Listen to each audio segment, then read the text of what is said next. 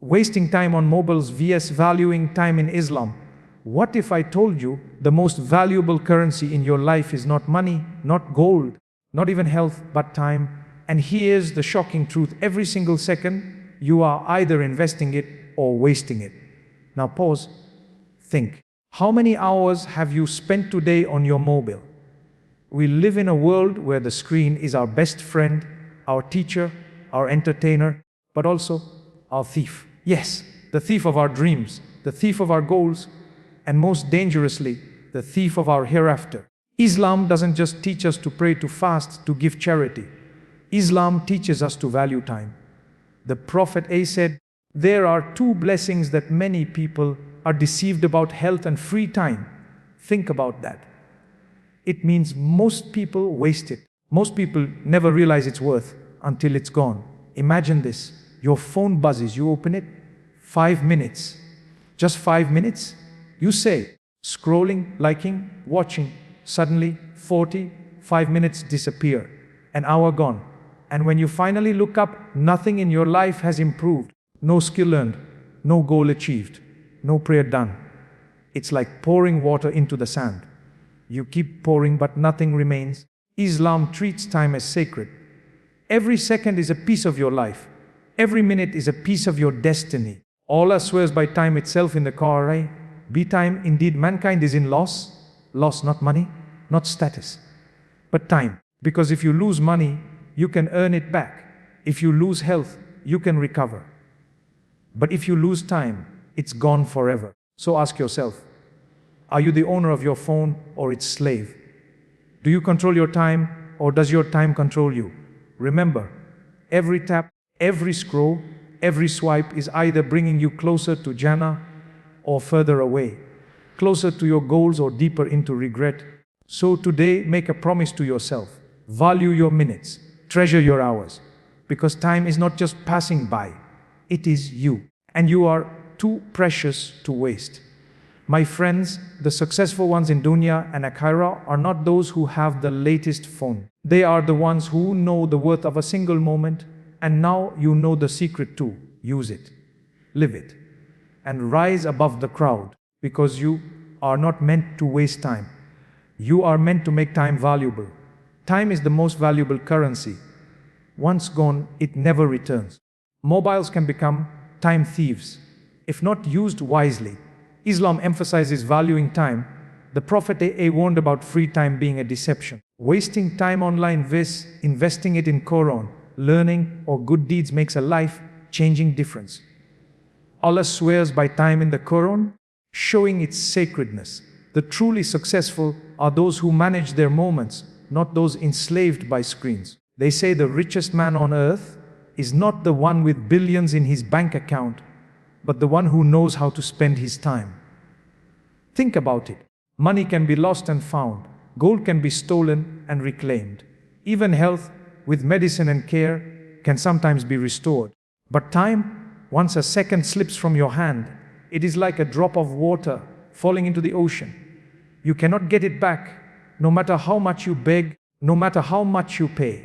Imagine standing in front of a clock where every tick is not just sound, but a heartbeat.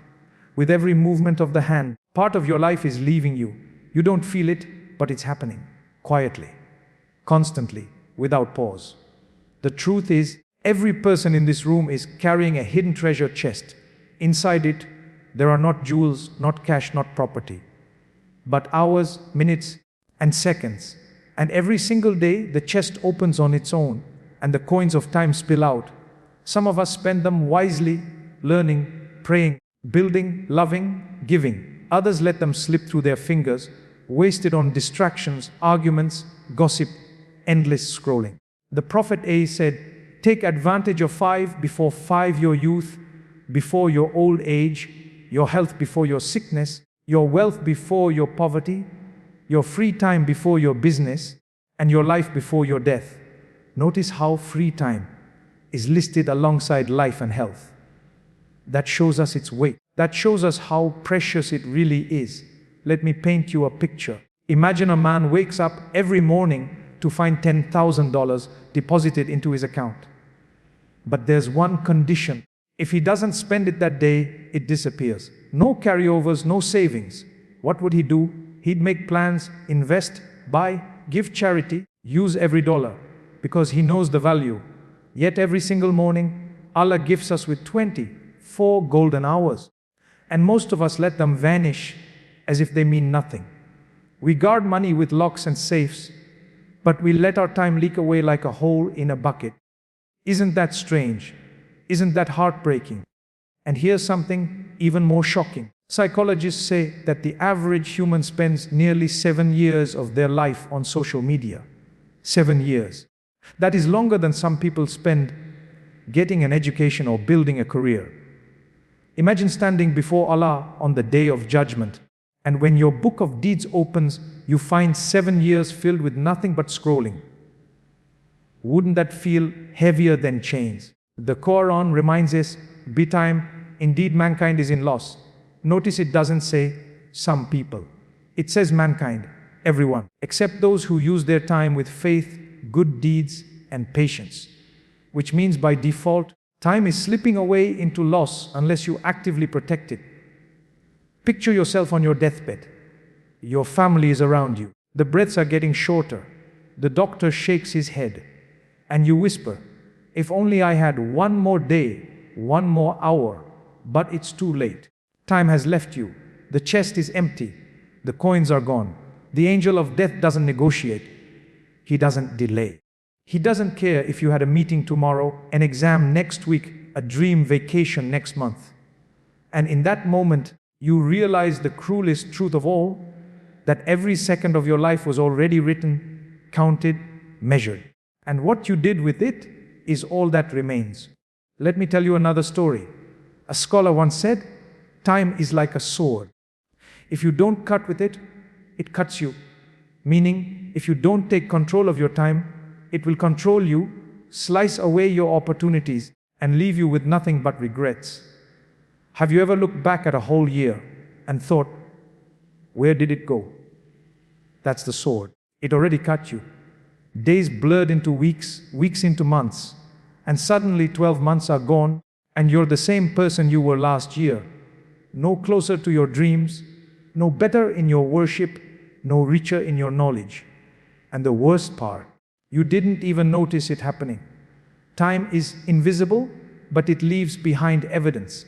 You see it in the wrinkles on your parents' faces, the gray hair on your beard, the child who was once crawling and is now walking. You see it when you realize the people you once laughed with are no longer alive. Every change around you whispers one truth: time has passed, and it is not coming back. Islam doesn't call us to value time just for productivity's sake, but because time is life itself. When you waste time, you are wasting your life. When you respect time, you are respecting the gift Allah gave you, the very gift that defines who you are and what you leave behind. So the question becomes not how much time you have left, but how much of it you are truly living. Because the greatest tragedy is not death. The greatest tragedy is dying without ever having lived with purpose. The phone in your hand is one of the most powerful tools ever created. With it, you can learn any skill, connect with people across the world, earn money, and even spread goodness in ways our grandparents could never have imagined. But at the same time, that very device can be the most dangerous thief in your life. Not a thief that breaks into your house, not a thief that steals your wallet, but a thief that sneaks into your hours, one notification at a time, one vibration at a time, until your days are stolen in silence. And the most dangerous thief is always the one you don't even realize is there. Have you ever opened your phone just to check one message, and then suddenly you're trapped? The clock shows that 20 minutes have gone by, and you can't even remember what you were looking at. You didn't mean to waste time. You told yourself you'd only take a quick break. But the phone has a way of pulling you deeper. It's like a casino designed with endless attractions, bright lights, quick wins, infinite scrolling. There is no end. You can swipe forever, and still there will always be one more video, one more post, one more story. That is how the thief steals, not by force, but by seduction. Islam warns us of distractions that consume the heart. Allah says in the Quran, competition in worldly increase diverts you until you visit the grave. It means people chase things that don't matter. Compete in who has more, who looks better, who gets more likes, until death interrupts. And isn't that what the phone often does to us? We scroll, we compare, we chase attention, and in the process we trade our time, the most valuable gift, for empty pixels on a screen. Picture this. A student has an exam tomorrow. He sits down with his books, ready to revise. His phone pings. He picks it up, meaning to check for just a second. But one video leads to another, and before he knows it, 2 hours are gone. His books are untouched. His exam preparation is ruined. And when he fails, he blames bad luck, not realizing the thief has already taken what was his. Replace the exam with prayer, with Quran, with family time, with personal goals. The story is the same. The thief always wins because we leave the door open. Now compare this with how Islam frames time. The Prophet said, the feet of the son of Adam will not move on the day of judgment until he is asked about his life and how he spent it. Imagine standing on that day, and when Allah asks, how did you spend your time? The answer is hours of scrolling, hours of gossip, hours of staring at screens with nothing to show for it. How heavy would that feel? How humiliating would it be to admit that your life, the very gift of existence, was consumed by something as small as a device in your hand? And yet, the phone itself is not evil. Like a knife, it depends on how you use it. A knife can feed you or harm you. The same phone that wastes your night on meaningless videos can also let you listen to Qur'an, learn Arabic, watch a beneficial lecture, call your parents, share dawah with the world.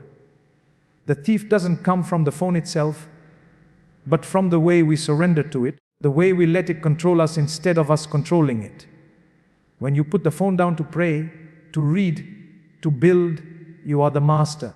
When you cannot put it down even when you want to, you are the slave. Have you noticed how people today can't even sit quietly in a waiting room, on a bus, or in a line without pulling out their phones? We're addicted to distraction. We fear silence because silence forces us to think. Silence forces us to face ourselves, to ask uncomfortable questions like, what am I doing with my life? Where am I heading? And the phone becomes the perfect escape. A constant noise that drowns the whispers of the soul. But the soul doesn't forget. The soul knows when it is being starved. There's a saying, the devil doesn't need to destroy you. He just needs to distract you. And isn't that exactly what the phone does? It distracts. It doesn't pull you into great sins immediately. It just takes away the small moments, 5 minutes here, 10 minutes there, until your day is gone. Until your salah is rushed, until your Quran is untouched, until your goals are abandoned, until you look back at your week, your month, your year, and realize nothing has changed. You are in the same place you were before, except older, except with less time left. Imagine if you treated every notification as a test from Allah. The phone buzzes. The test is, will you answer it, or will you stay focused on what matters? Every swipe, every click, every hour online becomes part of your record. Imagine how differently we would live if we saw the phone not as a toy, but as a responsibility, a trust, a tool that can build or break our lives. Because in reality, that's exactly what it is. The phone is not just a device, it is a mirror. It shows what you value, where your attention goes, and what your priorities truly are. And when we remember that, we begin to see the thief for what it really is. Not a glowing screen, but the unseen loss behind it. Not the phone itself, but the wasted potential. Not the distraction itself, but the life that could have been lived if only we had guarded our time. The Messenger of Allah once said, there are 2 blessings that many people are deceived about: health and free time. At first glance, it seems simple, almost obvious, but if you sit with those words long enough, you realize they cut deeper than any advice you've ever been given. Imagine a man sitting with a bag of diamonds in his lap, laughing, playing, careless, while the diamonds slip through his fingers one by one, falling into a river beneath him. He doesn't notice because he thinks there are endless diamonds left in the bag. Only when he looks down and sees the bag nearly empty does the panic set in. But by then it's too late. That is what free time is like. That is what health is like. You don't feel the loss until it is already gone. Think back to the last time you were sick, even with something small like the flu. Suddenly, everything you took for granted, getting out of bed easily, eating your favorite food, speaking without coughing, becomes a struggle. And in those days of sickness, you don't crave money, entertainment, or even luxury. All you want is to feel normal again, to have your energy back, to have your health restored. In that moment, you would trade everything just for the simple ability to breathe deeply, to walk outside, to sleep peacefully. Yet when you are healthy, how often do you truly thank Allah for it?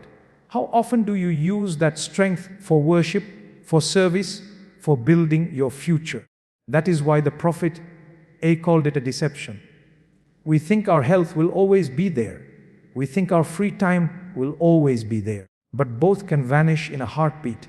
There is a young man, 20 years old, full of energy. He spends his nights gaming, his mornings sleeping, his afternoons scrolling through videos. He tells himself, I'm young, I'll change later. I have time. Then suddenly at 21, a car accident leaves him with permanent injuries. The health he wasted, the time he lost, now haunt him. He wants to memorize Quran but struggles because his energy is gone. He wants to pray at night but cannot stand long. And every day he remembers the words, there are two blessings, but now he understands them too late. And then there is the story of the man who retires after 40 years of work. Finally, his days are free.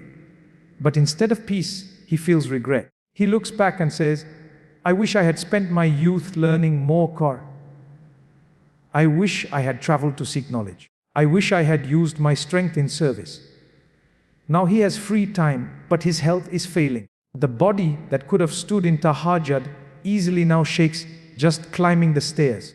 The mind that could have memorized chapters of Qur'an now forgets names and numbers.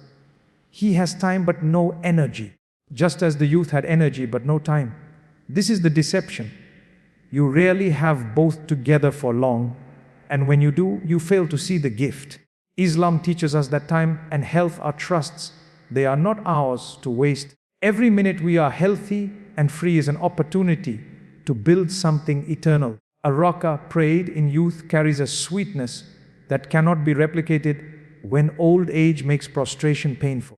A page of Qur'an read in free time leaves a light in the heart that no amount of entertainment can match.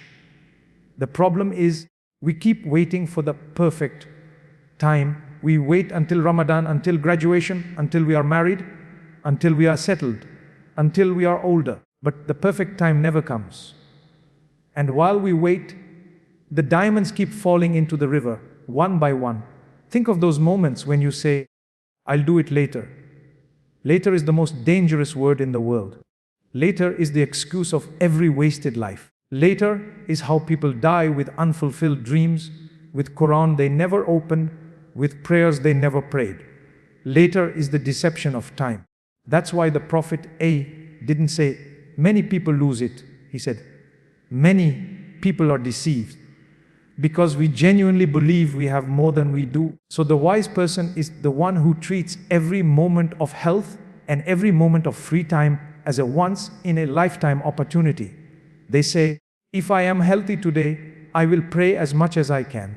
If I am free this hour, I will fill it with something that benefits me. They don't wait for tomorrow because tomorrow is just a promise that may never come. They understand that their body is a trust, their minutes are a trust, and Allah will ask how they use them. And the most frightening thought is standing before Him, realizing we traded the most precious gifts for nothing but distraction and regret. Imagine sitting in your room at night, the phone in your hand, the glow of the screen lighting up your face.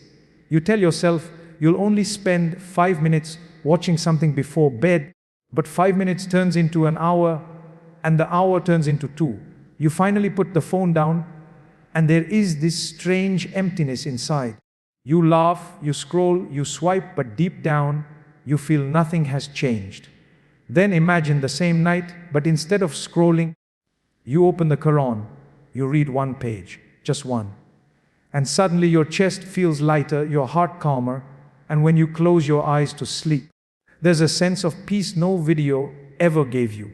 That is the difference between wasting time online and investing it in what truly benefits you. Every moment of our lives is a seed. You can plant it in fertile soil and grow something beautiful, or you can throw it on concrete where nothing will ever grow. When you waste time online, you are throwing seeds on concrete. Nothing comes out of it. No fruit, no shade, no harvest. But when you spend the same minutes with Quran, with knowledge, with family, with helping someone else, it's like planting in rich soil. Even if you forget about it, the tree grows, and one day you will sit under its shade and eat from its fruits. Allah says in the Quran, whoever does an atom's weight of good will see it, and whoever does an atom's weight of evil will see it. That means even the smallest use of your time counts, whether wasted or invested. Think about how many hours people spend on Netflix, YouTube, or games. Let's say just 2 hours a day. Over a year, that becomes more than 700 hours. Do you know what 700 hours could do? You could memorize a third of the Quran. You could read dozens of books that change your mind and your life. You could start a business or learn a skill that takes you from struggling to thriving. The same hours that vanish into entertainment could have built your dunya and your akhirah. It's not about having time. It's about choosing what to do with the time you already have. Let me give you a story. There was once a man who used to spend his nights playing games and watching shows. He would tell himself, I'll start praying regularly once I'm older. I'll start reading Quran when life slows down. One day, he went to visit a friend who was sick in the hospital. His friend was his age, healthy only weeks before, now lying weak with tubes and machines surrounding him. That day, he realized something terrifying. Life does not wait. Free time does not wait. Health does not wait. And he promised himself that from that night on, he would invest his hours differently. He started small, replacing 30 minutes of screen time with Quran. Within months, his heart changed, his prayers improved, his outlook on life shifted. It wasn't magic, it was the power of using time wisely. And yet so many of us fall into the same trap. We convince ourselves that entertainment relaxes us, but endless scrolling gives us rest. But does it really? How often have you scrolled for an hour and then felt more tired, more restless, more empty? Compare that with calling your mother for 5 minutes and hearing her smile through the phone. Compare it with giving food to someone in need and watching their eyes light up with gratitude. Compare it with learning something new that makes you better tomorrow than you were today. One drains you, the other fills you. One is a hole that never ends. The other is a ladder that lifts you higher. The Prophet said, the best of people are those who are most beneficial to others. Now, ask yourself how much of your screen time makes you beneficial to anyone. How much of it benefits even you? Imagine if we could take just half of that wasted time and turn it into service. Half of the shows, half of the games, half of the scrolling. What would our lives look like? What would our communities look like? We would be people of action, people of knowledge, people of value, not just consumers of endless content. Time is life, and life is a test. Every hour you spend is either a testimony for you or against you. And on the day of judgment, when you see your book opened, imagine finding pages filled with hours of videos, memes, gossip, arguments, and empty laughter. Would you feel proud to hand that record back to Allah? Or would you wish you could rewrite it with Quran, with Salah, with charity, with moments that mattered? The frightening part is, you can rewrite it now, while you are still alive, while your health and your minutes are still in your hand. But once your time runs out, the book closes, and what is written is written. That's why the difference between wasting time online and investing it in good deeds is not just about productivity. It's about your soul, your legacy, and your eternity. One path leads to regret, a hollow life where you feel busy but empty. The other leads to peace, purpose, and reward beyond imagination. The question is simple: what seeds will you plant with the minutes you are given, and what kind of harvest will you face when it is time to reap? There is a reason why Allah swears by time in the Quran. By time. Indeed, mankind is in loss. Out of all the creations, mountains, rivers, stars, skies, Allah chose to swear by time. That alone should make us stop and ask, what makes time so sacred? Why does Allah remind us that humanity is in loss? Not by money, not by strength, not by knowledge, but by the passing of moments. Because time is life itself. Every beat of your heart, every breath you take, every sunrise and sunset is a piece of you slipping into history, never to return. And the truth is, the greatest illusion we live with is thinking we have enough of it. When you lose money, you can work harder and earn it back. When you lose health, sometimes medicine, care, and patience can restore it. But when you lose time, it is gone forever. No wealth can buy back yesterday. No doctor can cure the loss of last year. No invention can rewind a single second. Imagine standing in front of a massive hourglass where grains of sand fall endlessly. You try to catch one in your palm, but the moment it touches, it vanishes. That is your life. Every grain is a second. Once it drops, you can never place it back. That is why Allah calls mankind in loss, because most people don't realize the value of those grains until their hourglass is nearly empty. Think about how we measure life.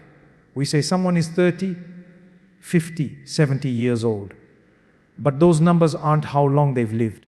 They are how much of their time they've already lost. A man who says, I'm 30 years old, is really saying, I've already spent 30 years of my life, and I'll never get them back. And if he doesn't know how many are left, how can he waste even a single day as if the supply is unlimited? The deception is that tomorrow feels guaranteed. But in truth, every tomorrow is just a hope, not a promise. Have you ever attended a funeral of someone close in age to you? Maybe a classmate, a neighbor, a co-worker. You stand by the grave as the body is lowered, and you feel the weight of silence. The shovels throw dirt one after another, and you realize that that person's time has ended. Their hourglass is empty. And then a chilling thought enters: their time ended today, but yours is also ending. Just not yet. And you don't know if your turn is tomorrow, or next year, or decades away. That uncertainty makes every passing minute sacred, because it could be your last. The Prophet once told a man, take advantage of 5 before 5, your youth before your old age, your health before your sickness, your wealth before your poverty, your free time before your business, and your life before your death. Notice how all 5 revolve around time and its stages. Youth doesn't last. Health doesn't last. Wealth doesn't last. Free time doesn't last. And life itself doesn't last. It's a reminder that every stage you are in is temporary. The only thing that stays is what you did with it. There is a story of a scholar who was asked why he was always writing, always reading, always working, never wasting a single moment. He replied, I dislike to see time pass without benefiting from it. Imagine having that mindset today. Instead of sitting idle, every minute becomes an opportunity to learn something new, to make dikah, to connect with family, to help someone. How different would our lives be if we hated to see a minute pass empty? Yet so often, we let hours slip through our hands like water, because we don't feel their weight until they're gone. And here is the irony: when people waste time, they often say, I'm just killing time. But in reality, it is time that is killing them. Every wasted hour is not harmless entertainment. It is a part of your life cut away forever. You don't notice the cut because it is slow and invisible. But one day, you look back and realize years have been carved out while you weren't paying attention. That is why Allah's warning is so urgent, because every second spent heedlessly is a loss you can never recover. Imagine if we treated time like gold, if every second was a coin placed in your hand, and you could see it either being spent wisely or thrown into the fire. Would you waste as much as you do now? Would you casually throw away your coins into nothingness? Or would you hold them close, invest them carefully, knowing that every one of them determines your future? The Day of Judgment is nothing more than the unveiling of how you spent those coins. Some people will open their books and see mountains of good deeds because they guarded their time. Others will open theirs and see empty pages, wasted years, and feel the crushing regret of opportunities lost. So the sacredness of time in Islam is not symbolic. It is real. Allah swears by it because it is the truest measure of who we are. The value of a man is not in his possessions, but in what he did with his hours. The value of a woman is not in her beauty or wealth, but in how she used her days. And the reality is, your life is nothing more than a collection of moments. And when those moments are gone, so are you. That is why every tick of the clock should echo in your heart by time. Mankind is in loss unless you choose otherwise. Success in this world and the next has nothing to do with the size of your house, the model of your car, or the version of the phone in your pocket. Yet look at the way the world makes us chase these things. A new phone releases, and suddenly people who were perfectly satisfied with the one they had now feel restless, empty, left behind. They stand in long lines, spend thousands of dollars just to hold a device slightly faster, slightly shinier, slightly different. But when we peel away the layers, what does it really add to life? Does it give peace to the heart? Does it lengthen the span of our years? Does it bring us closer to Allah? The truth is no. It is just another object, another distraction, while the true successful ones are those who know the worth of a single moment and use it wisely. Imagine two young people, both the same age, both given the same 24 hours. One spends his evenings endlessly scrolling through videos, chasing laughter that disappears the moment the screen goes dark. The other spends that same hour memorizing Quran, or listening to a lecture, or helping his parents. 10 years later, the difference is like the distance between two worlds. One looks back at a decade wasted, skills unlearned, prayers missed, potential buried. The other looks back and sees growth, purpose, and a mountain of good deeds that continues to rise even after he is gone. What separated them? Not wealth, not opportunity, not luck. It was only one thing: how they valued their time. Allah reminds us in the Quran that on the Day of Judgment, wealth and children will not benefit a person, only a heart that comes to him sound. This means the very things people spend their lives chasing, status, possessions, recognition, will vanish like dust. The phone that kept you up at night will not stand beside you. The clothes, the cars, the likes, the followers will not testify for you. But the minutes you spent in prayer will. The hours you invested in helping someone else will. The patience you showed when it was difficult will. Success in the Akhirah belongs to the ones who knew what their time was worth and refused to let it slip away. Think of the companions of the Prophet. Many of them were poor. Some had no homes, no wealth, no possessions. Yet today we speak their names with honor.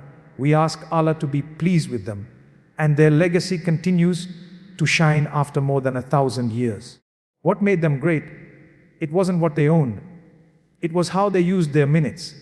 They turned nights into worship, days into service, conversations into reminders, hearts into beacons of faith. They understood what many of us forget, that every moment is either currency for Jannah or a burden of regret. Picture yourself on the Day of Judgment, standing among billions. You are handed your book of deeds. You open it with trembling hands. Page after page, you see the story of your life written not in ink but in time. Every hour is there. Every choice, every distraction, every prayer. How would it feel to see more empty hours than filled ones? To see entire days recorded as wasted? That is when you will realize that success was never about what you held in your hand, but about what you held in your heart and how you spent your days. And the people who seem so successful in this world with their wealth and luxury may find themselves in utter loss, while those who guarded their time like treasure will stand with the prophets and the righteous. There's a saying, do not be a servant of your phone. Be a servant of the one who gave you time. This is the essence of true success. To be free from slavery to the screen, to trends, to possessions, and instead to live every day conscious that time is a trust from Allah. When you treat every hour like a gem, when you guard every minute like gold, you step into a higher level of living. You are no longer ordinary, because ordinary people let time control them. The successful rise above because they master it. So the next time you find yourself reaching for your phone without purpose, stop and ask, will this hour be a witness for me or against me? Will this moment build me or bury me? Success is not measured in likes, followers, or updates. It is measured in how you value your fleeting breaths. Because the ones who are truly successful are not those who own the latest devices, but those who own their moments. They are not slaves to time, they are its masters. And when their final hour comes, they will not meet it with regret, but with peace, because they spent their lives preparing for the eternal success that never fades. My brothers and sisters, time is slipping. Every tick of the clock is not just sound, it is a heartbeat, it is a piece of you leaving forever. You don't own tomorrow. You don't even own the next breath. All you own is this moment right now. So don't wait. Don't wait for the perfect day. Don't wait for Ramadan. Don't wait for old age. Don't wait for later. Because later is the language of regret. Later is the thief's greatest weapon. Later is how lives are wasted. Start now. One page of Quran, one sincere prayer, one act of kindness, one step toward your goal, one moment used wisely can outweigh 1,000 wasted. One moment can change your dunya. One moment can change your akhirah. One moment can change your destiny. Remember, this time is not passing by. Time is passing through you. And when it runs out, so do you. So rise, guard your minutes, treasure your hours, live your life with purpose. Because in the end, the difference between those who regret and those who rejoice is simply how they spent their time. And if you remember nothing else from today, remember this punchline: you are not wasting time on your phone. Time is wasting you. The question is, will you let it?